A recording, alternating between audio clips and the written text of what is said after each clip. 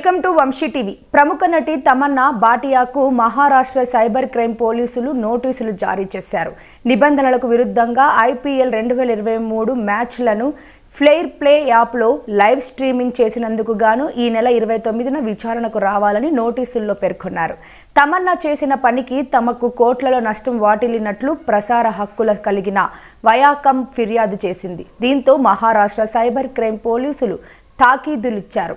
IPL digital ప్రసార హక్కులను వయాకమ్ సొంతం చేసుకున్న విషయం తెలిసిందే.